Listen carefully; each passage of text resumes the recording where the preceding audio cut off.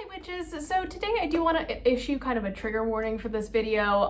If you are not cool with talking about like mental illness or anything like that, trauma, stuff like that, feel free to click off on this video at any point if you do feel uncomfortable. My intention is never to make anyone uncomfortable with these videos, but we are talking about some sensitive subjects today. I'm trying to keep this as lighthearted as I can because that's really my vibe, but I just want to make sure that everyone knows I'm not going to be offended if you click off this video. Your mental health comes first. Okay, so today we are going to be talking about your shadow self and confronting it for the first time and what that really means and what that looks like.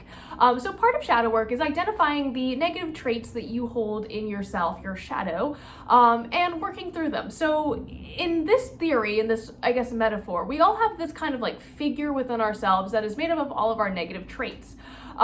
So mine personally, it looks different for everybody, and I know this is gonna sound weird. I'm just gonna talk from my perspective because that's the only thing I can do. I'm also gonna preface this with, I'm not a licensed therapist, but I am always happy to listen to people if you do want to talk about stuff. So, you know, like I'm a safe person to talk to. If you need to reach out to me, Instagram is definitely the best way. I check my DMs pretty frequently, so feel free if you feel like you need to talk. But of course, therapy is wonderful, and we applaud that on this channel. So for me personally, my shadow self takes on a couple different forms. Depending on the aspects of myself that I'm working on, it kind of like presents itself to me differently. I do a lot of my shadow work through meditation, though I am kind of transitioning into the journaling practice because I think that is also really valid, and it's something I would like to explore.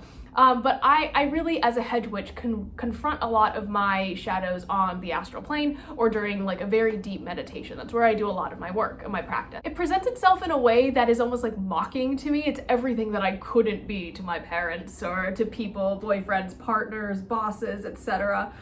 Which is like really ridiculous, but it is a toxic trait of mine to compare myself to what could have been and wanting to be perfect all the time, even though that's not a real thing. In reality, what I do, especially when I am working on myself in the astral realm or through meditation, is kind of peeling back the layers of that perfect person and realizing that there underneath it all is a very wounded child. There is a child who did not feel loved.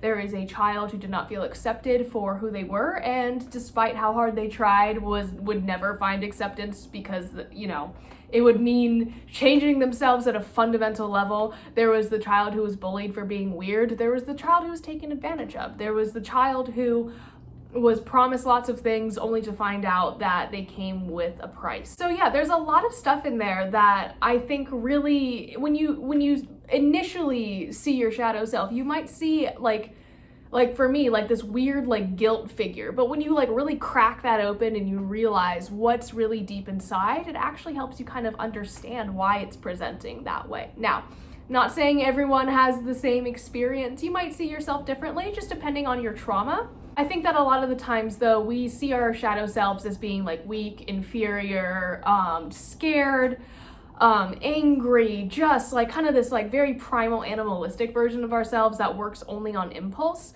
So that's kind of a common theme, I guess, when it comes to confronting your shadow self. Okay, so one of the main methods that I see people doing to start their shadow work journey is actually really intense. So I do recommend going into this with a clear heart and a clear head, cleansing your space, getting into kind of a more relaxed state, because it can be traumatic. Shadow work is not one of those magics that makes you feel comfortable and wonderful. It's not a candle spell. It does take a lot of emotional work. So just as long as you're prepared for that, you know, just keep that in mind. So one of the things that I see people doing is taking just like a piece of paper and just writing down some like negative things that they think about themselves and like why they think that about themselves. So pointing to specific events that made them feel that way. So this takes a lot of honesty on one person's part. Like, you may like not want to admit the fact that you were in the wrong in some situations, but with shadow work, you're gonna have to. You're gonna really have to confront that and like unpack why you had those actions or why you did those things. And that's okay. Like, there's no judgment within the shadow work space. It's just getting over those things, right? So by going through and like writing down like I feel this way because like point A, point B, point C, you can kind of start to look at each one of those situations and kind of harken back to like why you reacted certain ways, what you can do in the future, and release any negative emotions tied to those events in order to kind of leave them in the past and move forward. So that's kind of the main goal of shadow work. I think I've said that enough, but Yeah, so that's like one of the methods. The method that I appreciated the most was actually a guided meditation. To be fair, doing shadow work for me happened after therapy, so I kind of got through a lot of the emotional trauma with a specialist before I started doing all of this, so I feel like my experience wasn't as intense. I did a wounded child meditation. I'm going to actually link it. I got it off YouTube. I was just kind of like scrolling through, and I had a very visceral experience when doing this. It was definitely really intense, and the reason I chose this is because, the reason that I chose specifically the inner child's meditation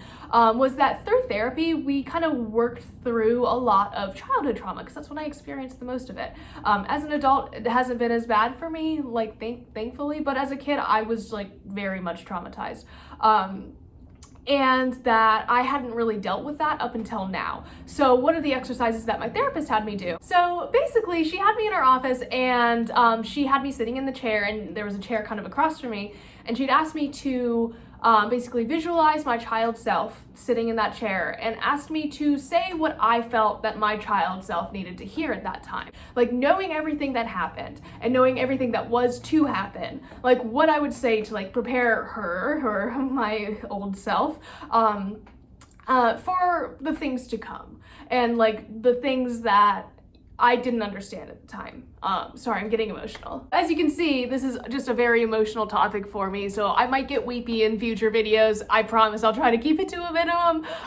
But that was a very visceral experience for me. Even like thinking back to it and recalling it, like I'm getting emotional. So that was something that really helped me, and because that helped me, I wanted to continue that work. So therefore I picked that wounded child meditation. That might not work for you, and that's okay, but I did link it down below in case you wanted to try it out. The childhood trauma meditation may not work for you because your trauma might have happened when you're an adult, and that's okay. That's perfectly fine. I do encourage you to explore the guided meditations that are out there. I just feel like for me personally, guided meditations, visualization exercises, etc., are very helpful for like physically confronting something. Like it's like when you're in that space, to me at least, it's real. Like I am there confronting something. So for me, it just makes it a little bit more visceral and a little bit easier to like relate to, I guess. So that's just what works for me. If you prefer the journaling aspect, that is a-okay as well, and I encourage you to do what works for you.